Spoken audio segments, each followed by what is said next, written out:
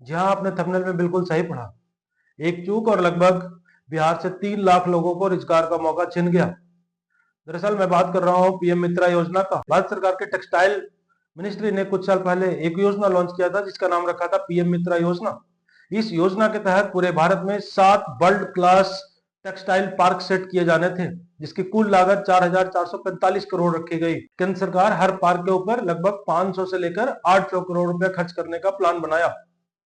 केंद्र सरकार ने राज्यों से कहा, जो राज्य चाहते हैं कि ये पार्क उनके राज्य में लगाया जाए, वो अपना एप्लीकेशन सबमिट कर सकते हैं, जिसकी बेसिक रिक्वायरमेंट है कि कम से कम उस राज्य के पास 1000 एकड़ लैंड अवेलेबल होनी चाहिए एंड बेटर रोड कनेक्टिविटीज वगैरह होनी चाहिए। दोस्तों, मुझे नहीं पता कि बिहार सरकार ने इसके लिए क्या एफर्ट किया, अपना एप्लीकेशन सबमिट किया, अपनी चाहत दिखा पाया कि नहीं। लेकिन अब जब 7 राज्यों का नाम लगभग फाइनल हो चुका है, उसमें बिहार का नाम नहीं।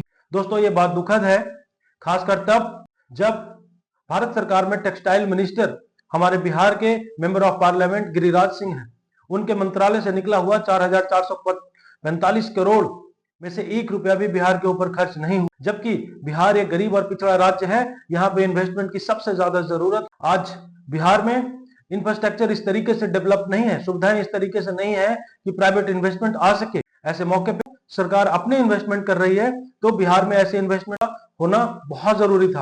दोस्तों, अगर ये पार्क बिहार में होता तो बिहार में लगभग 3 लाख लोगों को डायरेक्टली और इनडायरेक्टली रोजगार मिलता। बिहार की सबसे बड़ी फैक्ट्री होती। हमारे यहाँ इतनी बड़ी मात्रा में फैब्रिक बनती और हम अन्य राज्यों एवं अन्य देशों को एक्सपोर्ट कर रहे होते।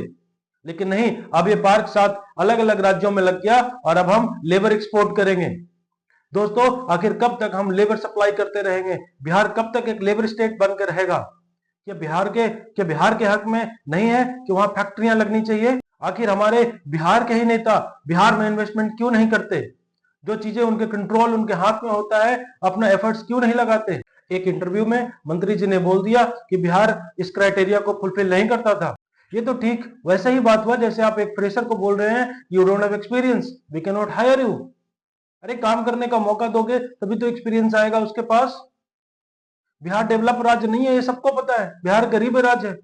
आप इन्वेस्टमेंट करोगे तभी तो डेवलप होगा। हर बार ये बोलकर कोई इन्वेस्टमेंट नहीं लाना कि बिहार डेवलप राज्य नहीं है, तो डेवलप कैसे होगा?